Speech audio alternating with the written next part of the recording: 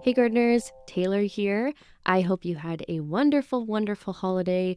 I'm recording this in the middle of January and I've finally recovered from all of my social events. I've taken my Christmas decorations down and it has been back to the grind, which also means back to the Community Garden podcast. So it's been a while since I've been in front of my mic, but I'm really excited to bring you some of the really cool guests that we've had over the last little bit and dive right into the podcast again.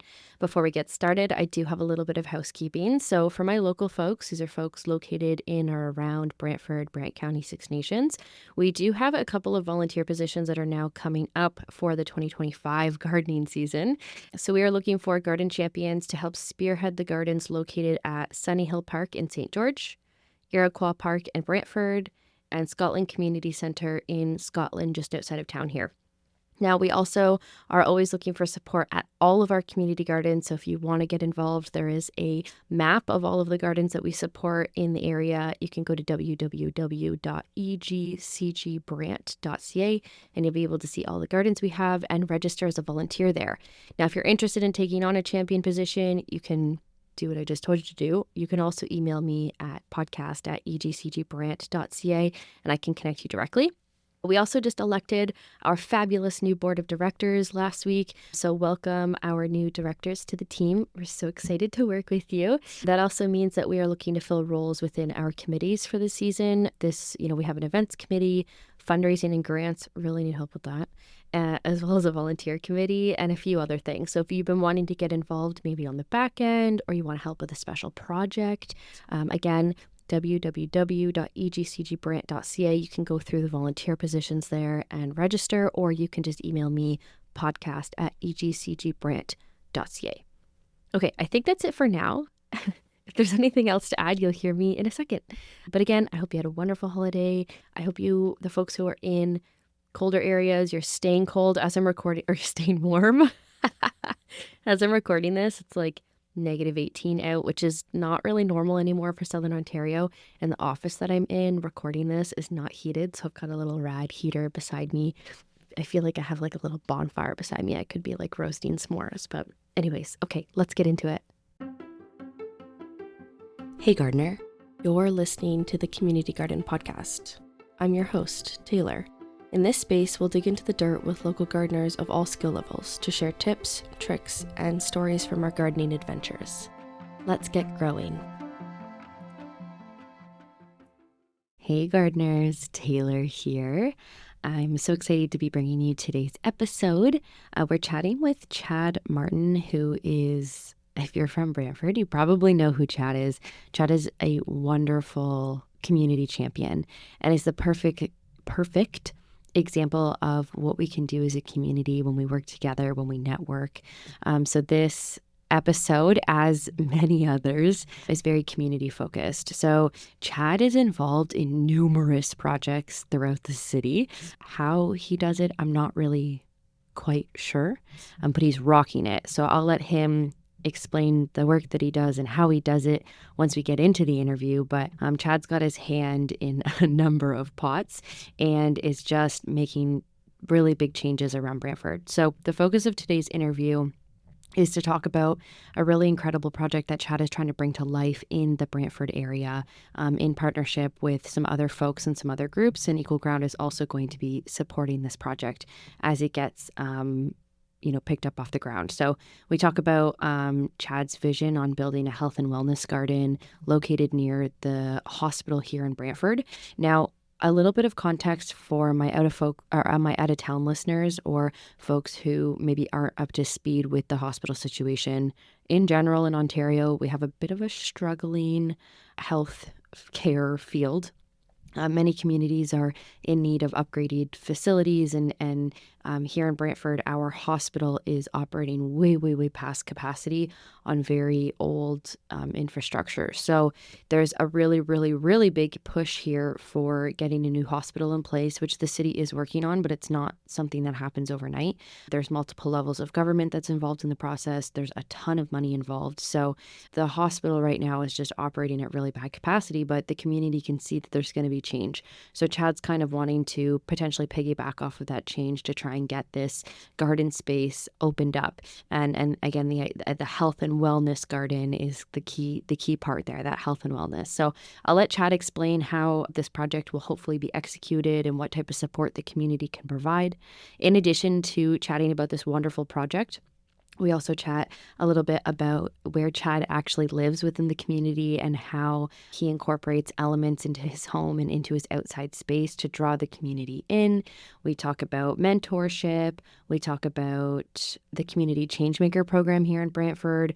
We talk about, come on, Taylor, you have your notes directly in front of you.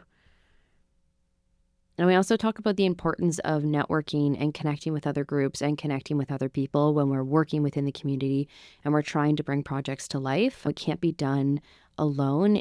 A lot of the things that we see happening in our community are as the result of collaboration. So as you listen to this, maybe think about how you can lend support to projects in your neighborhood. And if you're local, maybe consider reaching out to Chad. Of course, information will be in the show notes to see how you can support this project. And also think about maybe some other groups that you're connected with that may be interested in this project as well. Because if we can bridge the gap between organizations or we can make those connections, it might bring Chad closer to getting this project going. Okay, let's dive in. Hello, Chad. Thanks for joining us today. I'm so excited to chat with you about a project that's been forming. Would you like to introduce yourself and maybe chat a little bit about your connections to the Brantford community and maybe a bit of gardening experience too? Sure. So my name is Chad Martin. I am the co-chair of the Brantford Station Neighbourhood Association, and on top of a whole variety of other things within the... You can list them. You can list them all right now. So I volunteer at the Bell Homestead. That was actually one of the first things I started with in the community when we first moved here, my wife and kids. And what else? I am a part of the cabinet shop team at Westfield Heritage Village. I'm also the chair of the accessibility committee at Westfield. I also sit on the board of the Palmerston Railway Heritage Museum. And then I also have my own little history project that goes on about my hometown and the community and all of that stuff. And then, of course, I have a full-time job, 2 kids, wife, dog. This is a very common trend. So last week we had the episode with Keith and Robin come out. Mm-hmm. A very common trend with everyone I speak to is we all overcommit. But I heard this thing once. One of our volunteers said to me, if you want to get something done, you have to ask the busy person to do it. And I was like, yes.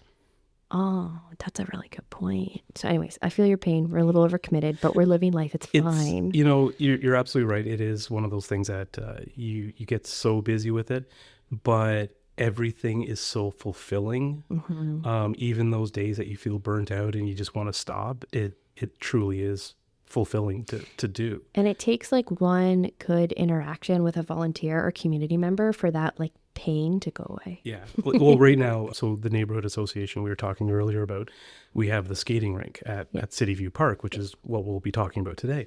And we've put in, I just added it up last night, over 118 volunteer hours since the beginning of January. Holy cow. Just for folks listening, on the date that we're recording this is February 1st. Yeah. So it's 1 month. Yes. So in less than a month, we've put in over 118 volunteer hours. And the first day, the ice was technically skatable. I was driving by and there's some people on the ice, so I of course pulled the car over and jumped out with my phone so I could take some pictures. And there was a family of 4. It was mom and dad and their 2 boys. And the little one had just turned 2. So I started chatting with him. They said his 2nd birthday was yesterday. We got him a pair of skates, and this is the first time he's ever been on ice. And so his older brother was kind of deking around, playing with the puck, and they were pretending to stick handle against each other. And mom and dad had him hooked by the arms, holding him up straight so he wouldn't fall over. And I was just like, I'll put in 1,000 hours. I don't care when you see things like this. It was just your heart and your just everything about you kind of beams at, okay, I don't care about the accolades. I don't care about the recognition. I don't care about that. I care about the fact that this kid just developed their first experience. That's a core memory. It really truly is, memory. Right? Yeah. And really what I love about that aspect is that it is a space that people aren't regulated by a practice. They aren't regulated by a time clock in the game.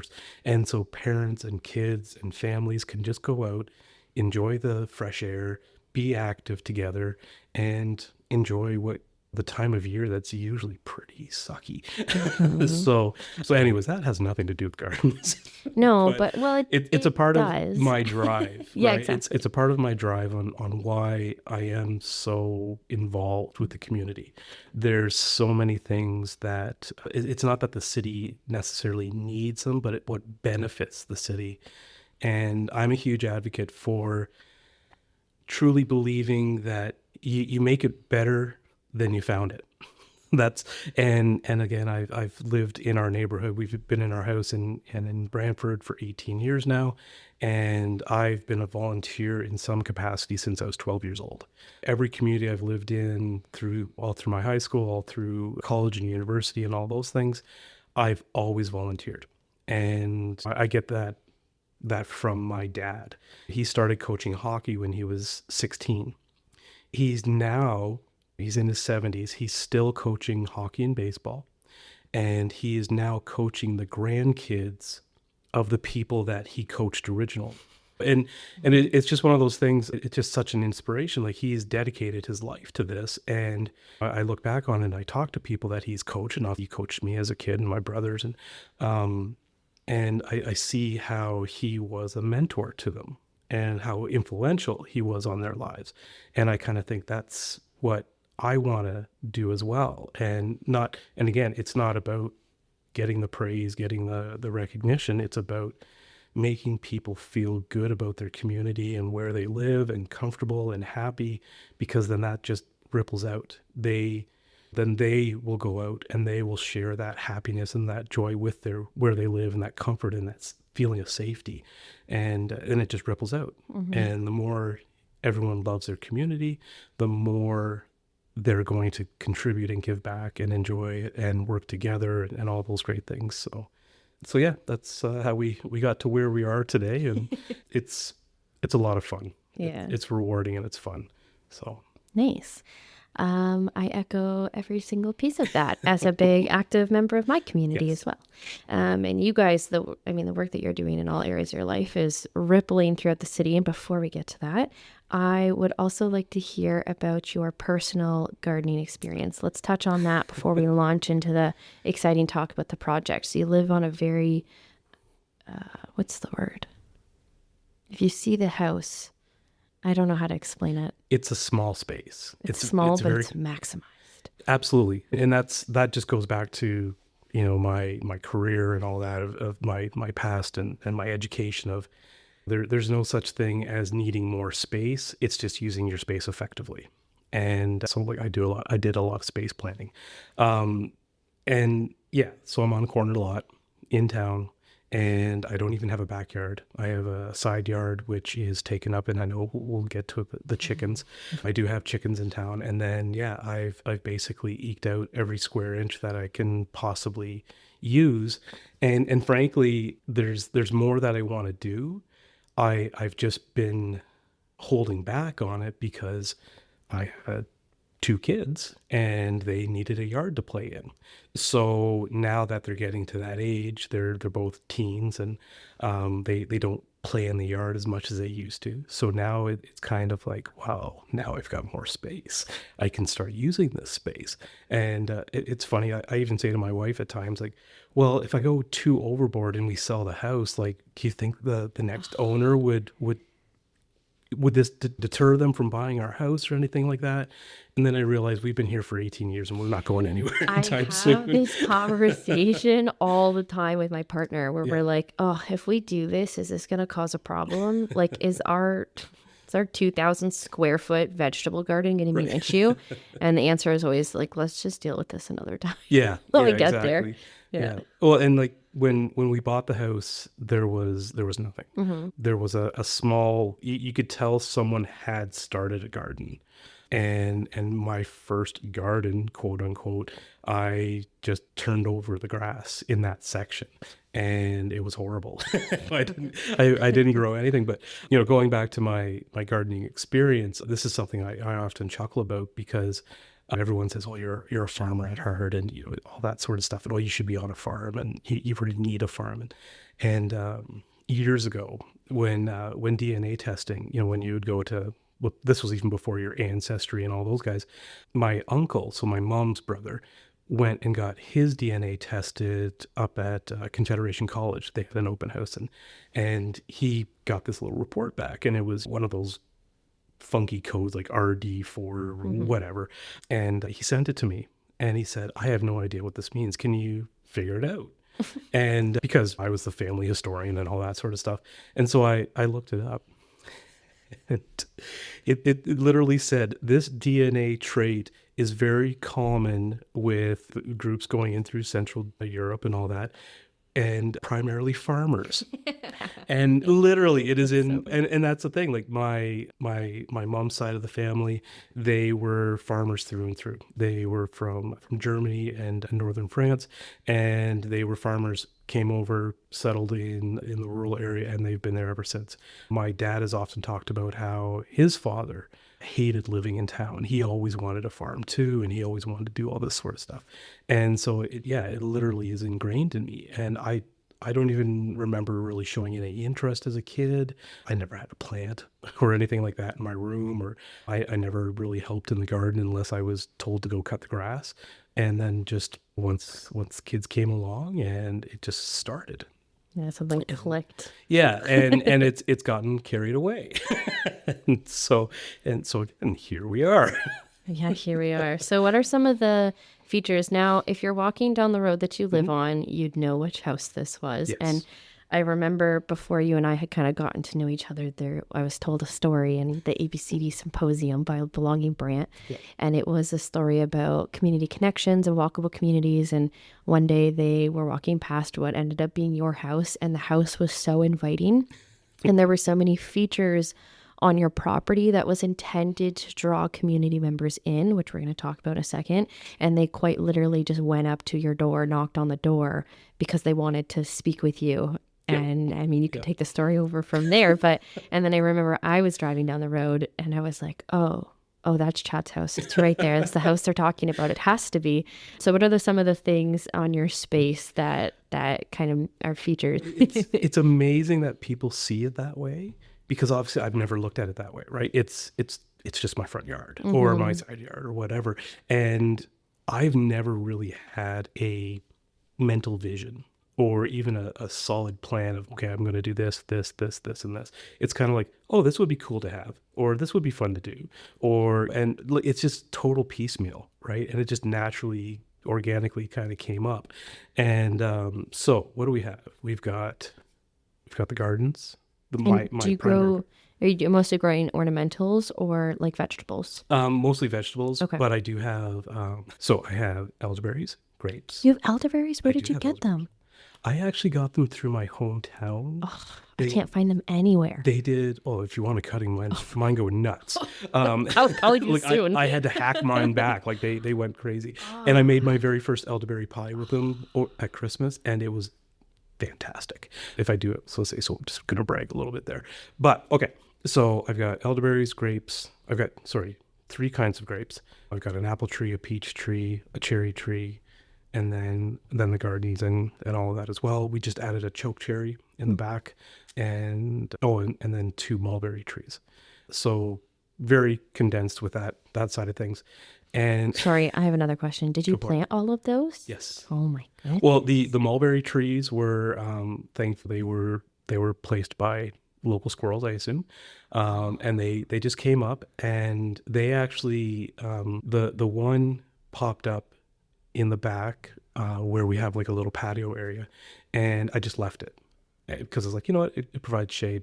We'll just leave it. Sure, it makes a mess, but I've actually put up hooks all around the patio that I can put up a tarp, so that when the fruit is falling, it's all falling into the tarp, and then I just put a bowl underneath it and shake the tarp, and they all fall in, and then we have purple lips and fingers for the next couple days.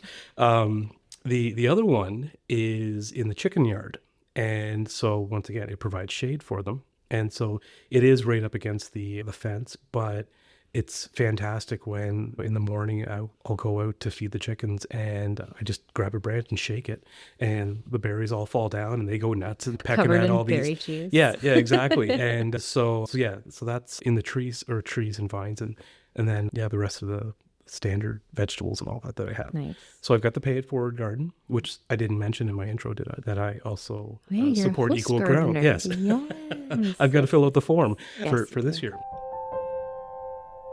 Hey, this is just a note about our host garden program. Anyone in the area, Brantford, Brant County, Six Nations, is welcome to participate in this program. We'll give you plants, seeds, compost, all that. And you can go to the show notes at thecommunitygardenpodcast.ca and you can register for the program. We just need some information from you. But again, you have to be in Brantford, Brant County, or Six Nations. So I have a pay it forward garden. I have a mini art gallery, which is basically just a way to feature artists. And that one was a lot of fun build, or is a really fun build. Like I made it myself. And so it's got a nice little flower bed with it as well. Then I don't think I was the first little free library in the city, but I know I was one of the very first because you can actually look me up. I'm in the expositor talking about my little free library. And after that, all of a sudden they exploded and the city added their own and et cetera. And what else? We have a fairy garden in the corner. That's where the peach tree is now. And yeah, and then just whatever else we have. There is a flower bed that my wife handles. So she So says. space. So she said, well, That was the intention. I let her, bless her heart. I love my wife to the moon and back, but she's not a gardener. Yeah, that's fair. So it's kind of like, okay, you can have this area. And I'll always say, let me know what you want to do. And she'll go out and she'll pull weeds once or twice throughout the summer, and that's about it. So we just leave that space for her. But then the rest is mine. That's amazing. I love it. Thank you for sharing. Maybe we'll get some photos off of you and, Sure, and stick them in the show notes and people can see. It's a wonderful example of like I said, part of those walkable communities and inviting spaces. And it's very lovely to see when you're driving or walking past. Well, you have to come by. You haven't seen my flag display yet either. So I love flags. And again, I know this has nothing to do with gardening, but I am a huge vexillologist and I have a collection of over 200 flags. And so I've actually set up poles and posts on all of my fence posts and all that. Oh. So I can actually put 28 flags up at the time. So that's why, like, every Pride Month, I put all my Pride flags out. I think I have seen that before. And then like Remembrance Day, my big exciting one, February 15th, is Flag Day. Oh. So I put out all the proposed flags from 1965. It's a lot of fun, but I'm the only one that really geeks out about it. That's so cool. I love it. That's really fun. Yeah, it's a really cool space. Yeah. Okay, let's discuss why we're here. Okay. I think let's start with if you want to do an introduction on this project and kind of the basic concept of it. So this project kind of stemmed from being a part of the Neighbourhood Association. So again, Brantford Station Neighbourhood Association, just some background. We formed in December of 2019. And so we burst out the gate with all these great intentions. And then come March 2020, the world shut down. So we got stalled pretty hard with all the things that we wanted to do. But we started looking at, okay, what can we do for the community? It really gave us a chance to start thinking about what we wanted, not just going out and doing random events and things like that. So, which is great too for the neighborhood associations that are doing that. We need that stuff. There's believe me, there's a lot of that. You guys do a lot of work. We do, and it's gotten to the point where we are hoping we will get classified as a hub neighborhood. Mm-hmm. Hi, me again. Just a quick note, Chad mentions a hub neighborhood. The hub is a group of neighborhood associations specifically that receive funding from our municipal government and receive funding from the city to put on larger events that are kind of directed towards the entire city, not just that community. So the neighborhood itself, just to kind of describe where we are. So we basically go from the hospital to the train station, and then from Brant Avenue up to Dundas Avenue, or Dundas Street, sorry. So we're kind of on either side of the tracks, and so we encompass Terrace Hill and all of those. So we don't have any community centers, we don't have any sports fields, we don't have any schools. You guys are small one. We're actually quite a large neighborhood. It encompasses about 1,200 homes. Oh, wow. And then including the hospital and the train station and all that. And in all likelihood, that's where the GO station will go if we ever have it, if that comes. Yeah, exactly. Fingers crossed. And then obviously the new hospital is going to go there, which is what really inspired and spurred the current project that I'm proposing. So with all that stuff happening, and again, with how it is, when you sink your teeth into a project, you sink your teeth in hard, and you just go full bore. So it was really a situation. So City View Park, it is a absolutely stunning, beautiful, incredible park, and it is probably the worst park on the face of the earth. It's both. And I hate saying that, but it's so true. It's very inaccessible. That's the problem. Exactly the problem. Yeah. It is, you have to either go uphill or downhill to get to any portion of it. There's no parking. We've tried making arrangements with some of the businesses and the health unit and the co-op in the area, and it is just not feasible. We can't get parking there. So there's just street parking, and again, you either have to go uphill or downhill to get to the lower portion of the park. So I actually consider the park itself. So again, City View Park is on Terrace Hill, or technically it's on Terrace Hill Street, but it's basically in between Terrace Hill, McMurray, and Usher Street. Yeah, it's kind of split into upper and lower. Yeah, the best and the way lower has the standard park amenities. Just for folks listening, there's a basketball court, there's a playground, pickleball. That's where the rink is. Yes. There used to be community gardens there. If anyone wants a community garden there, call us. So like the traditional park features are on the lower portion, which is the really inaccessible part. It really is. Yeah. So I essentially break the park down into 3 sections. There's the upper level, which is right on Terrace Hill. There's the forested area, which is really a soil containment method. Yes. So, and this is some history on the area, Terrace Hill, or at least that section of Terrace Hill, was actually known as Sandy Hill originally. And it was a sand pit that all the sand for all the concrete, for building where we're on South Colburn right now, so all these buildings in downtown Brantford, all that concrete, all that sand that was used for those buildings came from that hill. And so that's why all those trees are along there, is to hold the soil from eroding. And then at one point there was also a water tower there. And so it was and again, the whole area was a very industrial area. Shapley and Gould we're in Edward Gould Park, which is just below that. Some of the issues there. So, and again, this is a part of the neighborhood itself is a very old neighborhood that really, it hasn't seen any development in over 100 years. It was a very industrial area.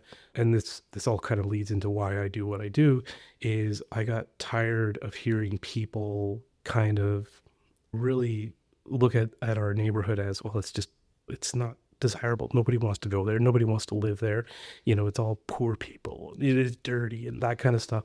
And it's like, well, no, it's not. Like, these are really good people. And sure, maybe they don't have as much money as some, but this is a really nice community. Everyone's friendly and wants to help each other. And so there's a lot of history too. A ton of history. Yeah.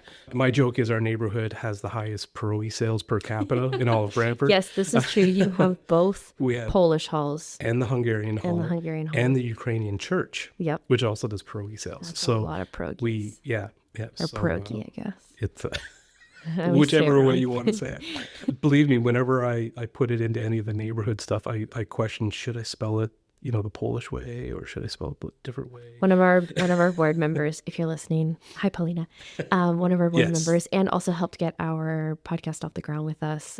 It's very involved in one of the Polish halls. So when we talk about pierogi, she corrects me. So I want to do Fair that enough. justice. I want to make you proud, Paulina. Well, I'll have to start correcting myself too.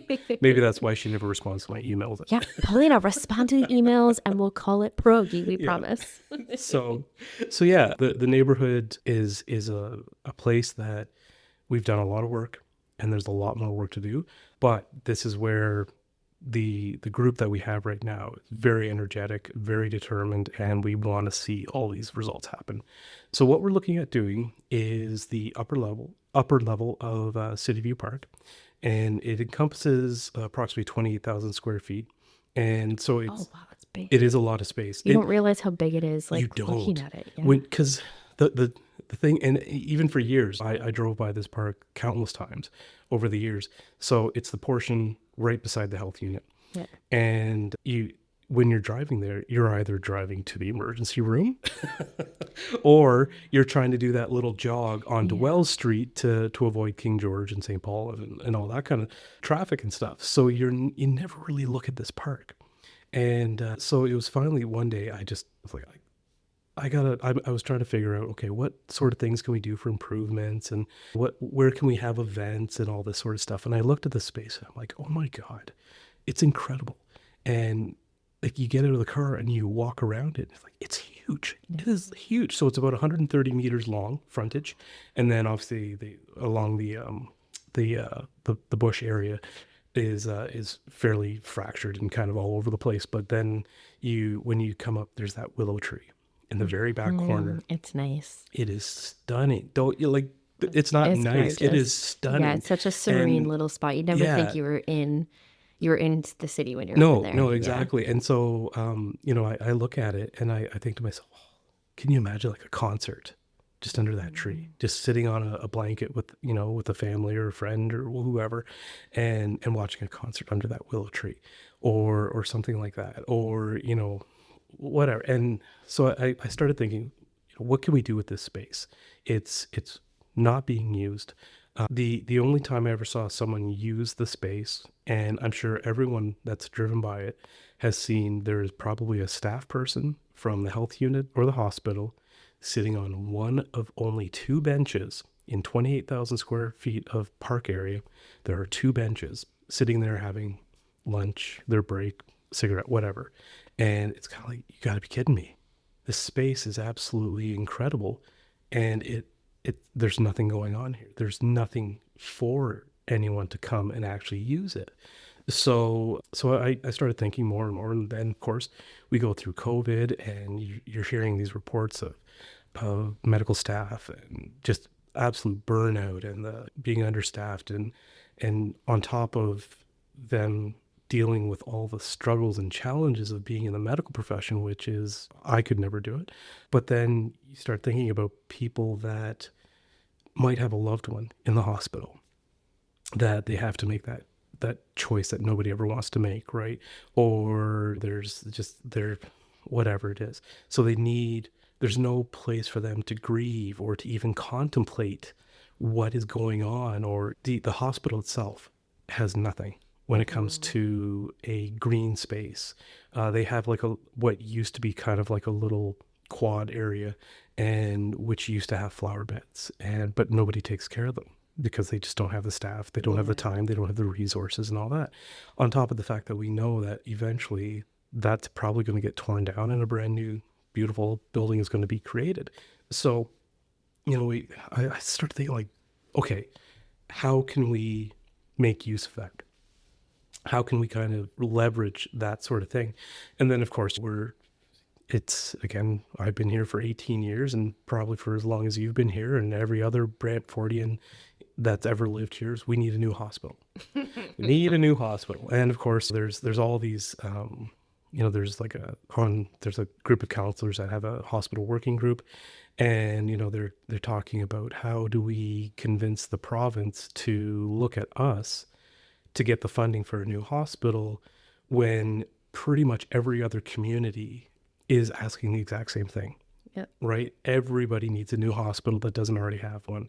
So there's, in a sense, there's a competition within Ontario itself, within communities to get these hospitals. Me, So Ontario. yeah, Me, it we but love it and here. but it's one of those things. It's everywhere though, right? Yeah. As needs change and populations grow and all that sort of stuff, and it's just you always need hospitals, and yes, we're underserviced. But again, I deal with my family being in a rural area. They're talking about the closest hospitals an hour drive, Yeah. right? It just or even worse, or they don't have emergency rooms and things like that. It's just absolutely insanity. So we're quite privileged with what we do have by comparison. So, It's a great way to look at that. but regardless, we are in desperate need for a hospital. So when it was announced that of course, this is all stuff that I was always very carefully watching, and I talk with our ward counselors quite often, whether they like it or not. and they talked about, they said, okay, the hospital's going to go where the current hospital is. And I said, all right, this is the perfect lead in. And I started developing this idea, and it was a very small idea. And I have to give a lot of credit to Julie Perkins from Laurier, and she teaches that Conestoga as well with Laurier. So she oversees the Community Changemaker program, and which is an absolutely fantastic program. And I highly recommend for anyone interested in any type of program. So that the key goal of the program is, as long as your idea benefits the people of Brantford, and which you can get funding from. So it's We've actually had another person on this podcast who's received funding really? from that Good. program. Yeah, Excellent, it was excellent. for folks listening, it was Ruby. I think it was our second episode that came out. So it's cool to be speaking to another person on that same path, benefiting from the same. It's an incredible program. Yeah. And really, like I said, it was like 6 weeks, and it was Thursday nights, and it was just it was so easy but inspiring to do. So it helped me really refine my idea. And so what I've come up with is essentially what I'm calling a health and wellness garden, which is a very broad statement. And again, so taking that 28,000 square feet and subdividing it down into a space that has a multitude of levels and a multitude of benefits for not only the community, but to really help expand beyond, and really to make connections with other community groups and with cultures and all those sorts of things. So really, I guess once we get into details, so one of the big part of the proposal is a pollinator garden. I'm really, really big on pollinator gardens. I have one of my own. I just officially installed and developed it in my own garden. So, and we've had that conversation, you and I, over the last couple of years, really, of doing more pollination out there, or having more pollinators somehow. And if it means we do things a little sneakily and plant seeds along railway berms and echinacea here. yeah, exactly, right. And Yeah. so yeah, I thought, oh, pollinator garden would be great up here. And as you mentioned, there used to be a garden, or a community garden, at City View. Now it was in the lower section. My proposal would be to move it to the upper level. So where this would be, so there would be we'd call it a food safety garden, for obvious reasons. We all know the struggles. Everyone knows how expensive things are getting, and that's also an area that's underserviced. I don't think there is any community gardens within quite a distance of that area. Homedale, yeah, Homedale would be the next one. Well, and no, it would then- be Robert Moore that Oh yeah, we yeah, host. we have Robert Moore, which is again way down the hill, it's and in a quite very a different distance. spot. Yeah, and that's the thing. Like I tend to visualize our neighborhood as 4 different areas, because there's the hospital area, then there's the Main Street Buffalo area on the one side of the tracks, and on the other side the station. Sorry, I'm so sorry. My computer just logged me out of my email, and I need in it. And you see how much you can hear that? Oh shoot, that's not right. I have a cajillion emails. I have a cajillion jobs. Having the pollinator garden and the food security garden, or food safety garden, again, it's an underutilized area or underserviced area. So I thought, okay, well, that would be really cool. Let's have a community garden there. Okay, so we got the pollinator garden, we got the community garden. And one little idea I had long ago, and this is something with the neighborhood association, we funnel everything in through our Google Drive, through our email. So everything is there, everything from event planning to photos to whatever. And I have this big giant spreadsheet, and I call it the idea garden. And and I encourage people, if you have some little idea, put it in the spreadsheet. And then, because every so often we can refer back to them, like, hey, this would be fun. Like the little free libraries, or like the little seed libraries, or whatever, or the galleries. So we have all that stuff in there if it's an event idea, all those sorts of things. And one thing I thought about doing, and I would love to see this in every park in the city. And I mean, every little corner park that's just kind of an awkward space where you can't build something. Every big park is just a simple 8x8 platform, only a few inches off the ground. And I'm literally talking 2x8s, and that's it, just to build this. So super cheap. And you surround it with lavender and chamomile and those sorts of things. So very water wise, very durable, very hardy, come back every year kind of plants. And it would become the perfect spot for meditation. It would be a perfect spot for a concert. You could easily turn it into a stage. It could be used for Tai Chi. It could be used for yoga in the park. It could be used for, you put your speakers up there when you need to make an announcement for whatever. Super simple, super cheap. Every park should have one of these. It's a really good idea. The platform. And that's the thing. Like that's all it is a platform. Yeah. Right. And even with that said too, it is a safe and off the ground spot that someone that might be homeless could have at least have a good spot to sleep on. Anyway, so there's a lot of benefits to that. So of course, I kind of melded that idea into this. I'm like, oh, meditation garden would be really cool, and I want to have an event space anyways too. So okay, so we now we have the event space, we have the pollinator garden, we have all this stuff, and of course, I see this an article in the news about the Indigenous medical unit or the department. They're not department; they have a special name. I'll put a voice note in here. Yeah, so I know I have it written down somewhere. So anyways, within the hospital, there is a team of Indigenous people that focus on traditional Indigenous healing and medicinal techniques to help anyone that is Indigenous and that would like that level or that type of medical care. And so I thought, oh my God, that would be awesome. Why don't we have an Indigenous healing garden?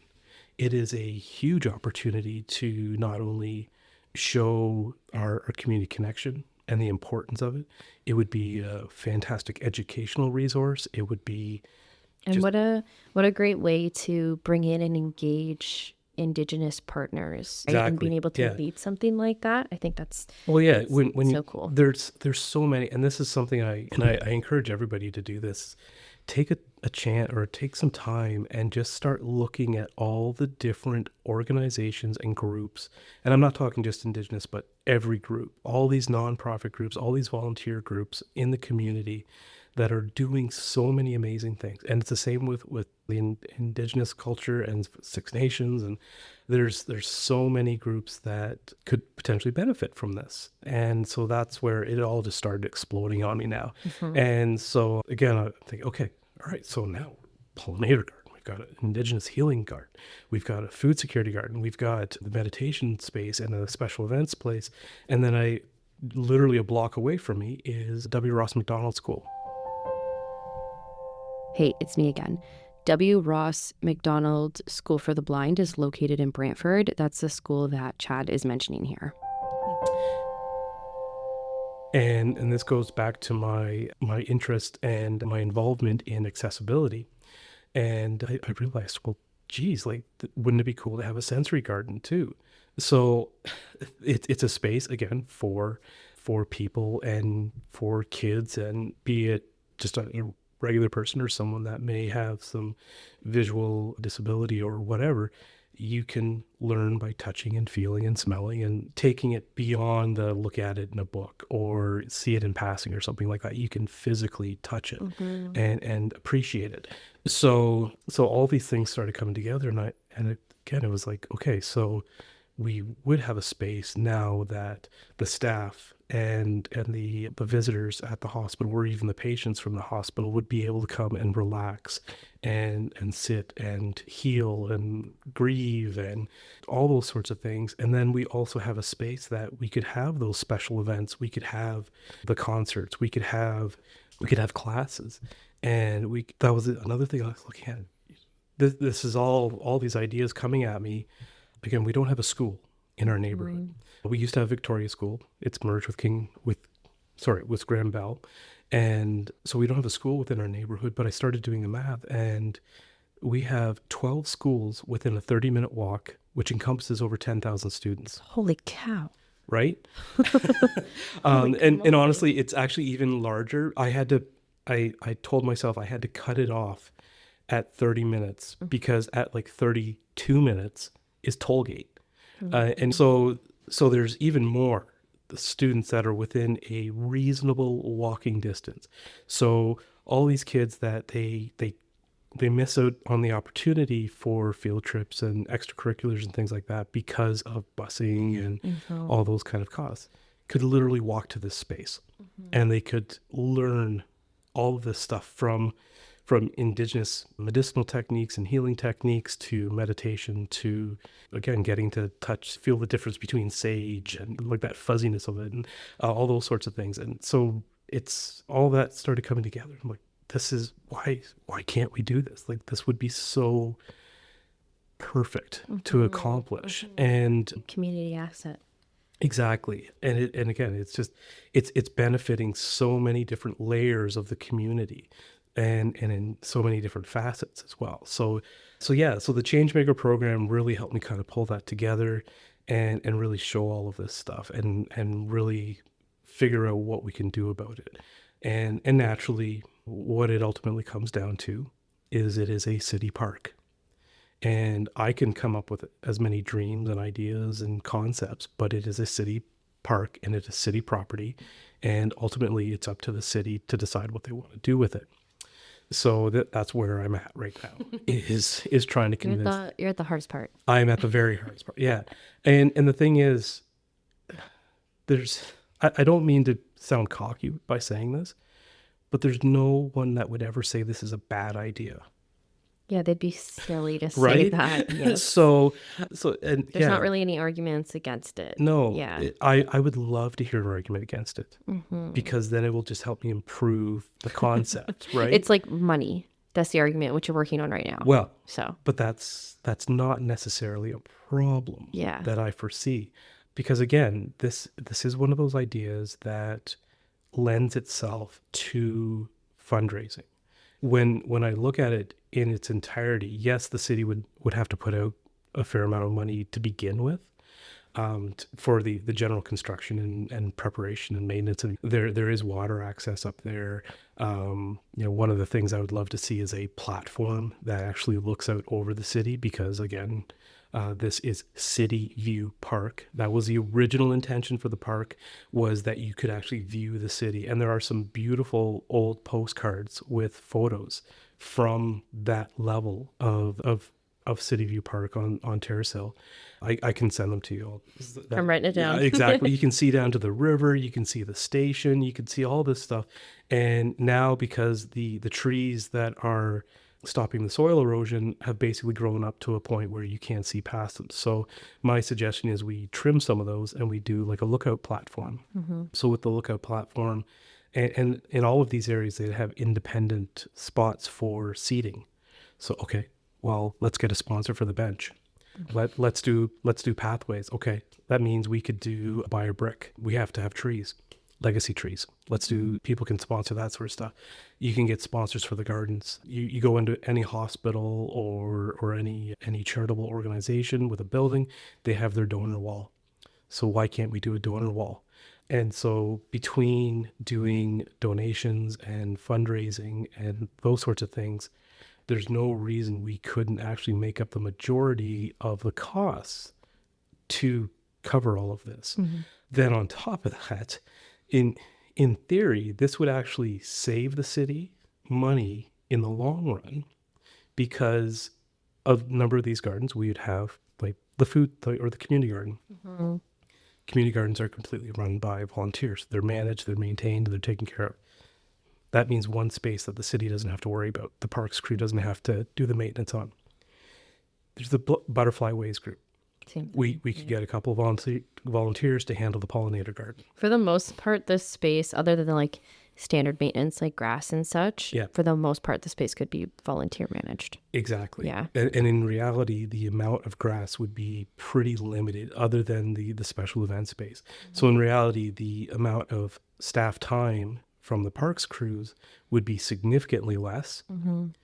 On top of, and this is, this is where my history of being a salesperson comes in. And I say to the fact that, well, if they're spending less time doing it, that means they're putting out fewer emissions. And that means the environmental benefit from the reduced emissions is actually going to have an effect, and, so forth and so forth. And all these and again, it's just, it's a no-brainer when it comes down to it. There's no arguments again. So again, right now, it's just a matter of convincing the city to get on board with this. And that's where part of my challenge at the moment is I've approached our ward councillors, and I get that, yep, we'll sit down, we'll meet about it. And when I started really trying to get their attention was last summer. And then the hospital working group started. So I tried to sit down with them, but I don't think they've met since November. They had this new hospital campaign launch, and then all of a sudden the group just kind of stopped. And I haven't seen anything about this campaign. Like, I remember this. They had the signs starting to become a thing, and then it's believe me, I watched every single meeting they had on YouTube. Just to see where they were going and who was there and who I'd need to talk to. They see now again, they're in the midst of budget deliberations right now. And so and of course that was a part of my thinking, that if I can get in the door before they start doing the budget planning, I can maybe get this into the budget. But again, it was kind of like, okay, Chad, so it's, you gotta think there's no stopping me at this point. It's just, it's not happening as fast as I want. And I also appreciate, government time is different than real time and all those things. And I can't greenhouse. Right. And I can't have everything I want right away. But I will keep kicking and screaming until I get the attention to do it. So is that the next step? Like, your next steps are to now get in with the right people to actually get higher ups and people who are in charge on board with this? Very much so. Meetings and connections. Lots of meetings and all that. So I want to meet with the hospital, and I want to meet, this was, you were wonderful, and you set me up with that meeting with the health unit with your connections there. And we set that meeting. It was on a Friday, and it was the Thursday that they were told that they were merging. So Brant County Health Unit was now Brant Norfolk. Brant Haldimand Norfolk County. Norfolk, it's a huge merger. Huge. And of course, like I said, that announcement was on Thursday, and our meeting was at like 11 o'clock Friday morning. And I called them up and I said, hey, do you guys want to meet today? And no, we don't know what's going on next. And I said, totally get it. So that's kind of been delayed. I did meet with Amy, the owner of Brant Mental Health Solutions, just actually yesterday. And I showed her this proposal, and she was overjoyed with the concept, because she said the number of times that herself or her staff, they'll go up and they'll sit at the park and just to get a break. And she said, but that could be, they work with people with autism and obviously counseling, but they also do physiotherapy and rehab and all that sort of stuff.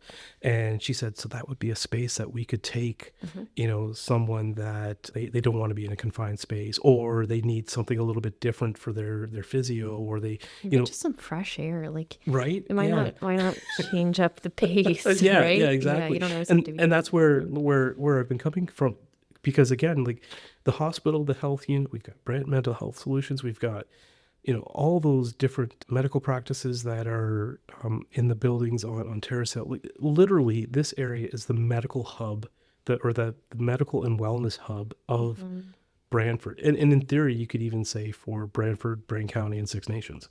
It is the hub right here. So, like, why couldn't maternity classes be held there? Why couldn't senior programs be done there? Why couldn't we do Tai Chi? Why couldn't we do meditation? Why couldn't all those sorts of things? So again, I'm looking at this, okay, now we can have all these businesses or these clinics, and they can be using it as a resource for their own usage. And so again, that's where getting that support, I know it's going to be fairly easy. It's just a matter of getting to them and talking to them. Yeah, into the right? door. Yeah. And doing things like this podcast are what's important about getting the message out there, because I'm, one person. The neighborhood association is only so big, and we are all busy people. So getting the message out there is what we need to do. And so this is awesome that we can do stuff like this. Nice. So scaling it down a little bit, what can the folks listening do to help and support this project? What kind of community support do you need at this point? Well, obviously the big thing is we're not ready for the money side of things. Really, the big thing that I need right now is people saying, hey, why aren't we doing this, to their counselors? We have, 5 wards within the city. We have a mayor. We have all these people that make these decisions, and why can't we, or why shouldn't we all be knocking on their door and saying, hey, this would be a fantastic resource? While I know it's very located within, or obviously it's very centrally located within our own neighborhood, but there's no reason we couldn't spread the concept throughout the city. And that at other community gardens, all of a sudden there's a supplementary Indigenous garden or a cultural garden or something like that, where again, we can connect with all these other groups and people and organizations that can start not only supporting yourselves or supporting the parks or supporting the community. So that's the big thing right now is banging on the doors and saying, hey, let's do this. Let's show, because again, this is something that if the province sees that we are investing into the community well-being right at where the hospital is going to be, we can truly say, this is why we need a new hospital. We are ready for it. We have these other resources that we're already creating and starting. So why shouldn't we be at the top of the list for that new hospital? So that's the big thing, getting out there and spreading the word. Spreading the word. Yeah. And I think what we'll do is, as this project evolves and updates become available, I'll insert updates into this episode so that the local folks who want to support this project can be put into the loop and know what's going on. So for now, we're asking everyone to share the news about this project. Chad, you've put together a really great proposal. It's a start. Yeah. A really great proposal here. And I'm going to upload it into the show notes. Please so that people can go access it and they can share it and they can talk about it. And maybe they'll call their city councilors and, hey, I heard about this really cool project. Have you heard about this? Exactly. This would be amazing. You could also share this episode if you wanted to. It's probably a good place to come grab bits of information. And you can always reach out to me too. I have I'm not the only one, but the neighborhood association, we do have an email address. So I'll put it in the show notes for people. It's just btfdstation@gmail.com. Frankly, if you want to phone me too, by all means, go right ahead. It's if there's even one person that reaches out and wants to ask questions or wants to talk about this or ask how they can help, great. I'll pull you on the team and let's go, because I know at some point this is going to, in theory, expand beyond the neighborhood association, or at least beyond just the neighborhood association. And what you guys can realistically because do. Again, we need people like Equal Grounds to be involved. We need the Butterfly Ways project to be involved. We need to draw in all these different people and different groups. And so at that point, it's where it's going to kind of be, okay, just kind of a subcommittee. And I don't want to use the word committee because that's bores people away. Committees are important. They are very important. It's just, we'll call it a garden party group. And so everyone will want to be involved, and we'll create this amazing space that is perfect for everyone, like I said, that's grieving, to everyone that's celebrating, to whatever. Health and wellness and fresh air and connection Yeah. and spirituality. And community. Just Community. coming together. That's, yeah, I just look at that and it's like, this is a space for everyone to come together. Doesn't matter who you are, where you're from, what your background is. This is a space that you can come to and enjoy and feel like you're a part of the community and the community is supporting you. So, yeah. I think it's also worth noting that if anyone in the Brantford, Brant County, Six Nations area has connections or has people in mind that either may benefit this project, want to get on board, may be able to help Chad and the Neighborhood Association move closer to their goal, please consider reaching out. And again, information in the show notes, or you can always email me, podcast@egcgbrant.ca, and I can put you in contact. It's those connections that are going to be able to help you get a little bit further. So if you know of anyone or you have any ideas, like we said, like just reach out and we'll definitely get you in contact. Absolutely. And Chad's information is in the show notes, so you can click on that button and probably just hit the email button. It'll take you straight to your email. I hate to admit it, I'll probably respond too fast. That's just what That's fair. That's who you are. Chad, I'm so grateful for chatting with you about this. I think this is a fabulous project. Obviously a little biased, but I'm excited. But who can say it's a bad idea? Nobody. Exactly. I challenge someone. Exactly. Challenge somebody to say this is a bad idea. But yeah, thanks again for chatting with me. I'm grateful for you taking the time out of your day to come here and speak with me about this. I think this is so cool. It's been a lot of fun. Chad, you are such a cool human. I'm so grateful that you took the time to sit down with me and to record this and to talk with me. Fun fact, Chad and I continued to talk about a variety of topics for about 45 minutes after we stopped recording. I think the two of us could probably chat each other's ears off, and thank goodness that the room that we had booked had a time limit, or we might have been there for a while. If you're looking to get involved in this project, I've put Chad's information in the show notes, as well as a couple of other resources regarding things that we spoke about during this episode, and you can get those show notes at thecommunitygardenpodcast.ca. And again, just think about different organizations that are local to this area that may be interested in this project. Or if you're not located in this area and you're thinking, something like that exists in my community, it would be really cool if you could actually email those details over so that we could look at them, because it's always nice to see other examples. And you could email that to podcast@egcgbrant.ca. Okay. Thank you again to the City of Brantford and the Brant Community Foundation for funding this podcast. Also, a big thank you to our board of directors for letting me run with this project, and welcome to the team, our new directors, Tasha and Catherine. We're so excited to be working with you. The Community Garden Podcast is administered by Equal Ground Community Gardens, and you can view this episode's show notes at thecommunitygardenpodcast.ca. Podcast production and editing is by Matt Wilfred at Nuthatch Consulting, and you can get in touch with Matt at nuthatchconsulting@gmail.com. Matt, shout out to you for cranking these episodes out very last minute for me lately. Things have been hectic. And our graphic design is done by Ben at All Day Breakfast. And thank you to our lovely podcast committee, Paulina, Charlene, and Kat, for all of your hard work. Please consider following, subscribing, rating, reviewing, whatever your listening app's going to allow you to do. That type of engagement is going to help us reach more people. You can follow Equal Ground on Facebook at Equal Ground Community Gardens, and you can also join our Facebook support group at the same name, or you can find us on Instagram at equal_garden. And you can learn more about our organization at www.egcgbrant.ca. And if you would like to be on this podcast as a guest, please message me. You can email me at podcast@egcgbrant.ca, or you can visit the show notes page at thecommunitygardenpodcast.ca. Okay, that's all I have for you this week. Thank you so much for listening, and I'll see you next week.